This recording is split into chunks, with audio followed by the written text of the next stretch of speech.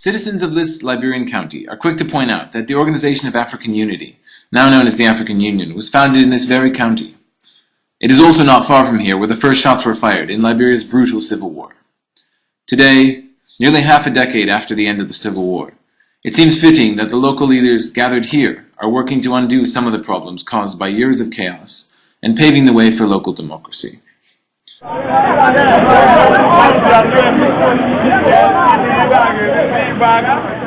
The problem they are tackling dates back to the 1980s, when successive corrupt governments found a clever way to reward supporters. How did they do it? By enacting laws creating municipalities, each with their own municipal administration, stacked with cronies on the government payroll. You see that we have had a complex problem of governance.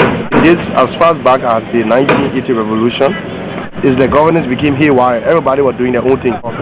The rebels were controlling major towns and villages, and they just appointed generals and the cronies as representatives of the people. And because of that, we saw a swelling of towns, of cities, and it's brought to the kind of problem we have. The result was a hodgepodge of overlapping municipal boundaries, and a proliferation of so-called paper cities, entities that were legally cities but were in effect small hamlets of villages. When the National Elections Commission of Liberia looked into running local and municipal elections, they encountered a major problem. How does one administer elections when the boundaries overlap? Should the Liberian government spend its scant resources on the holding of elections for local officials in these illegitimate cities? So IFES and the Commission, along with all the other relevant stakeholders, decided to leave the question to the people. Teams of lawmakers, government officials, and technocrats traveled to the farthest corners of the county, organizing meetings like this one to sort out the problem locally. The local leaders have applauded it as the most inclusive process they have ever seen.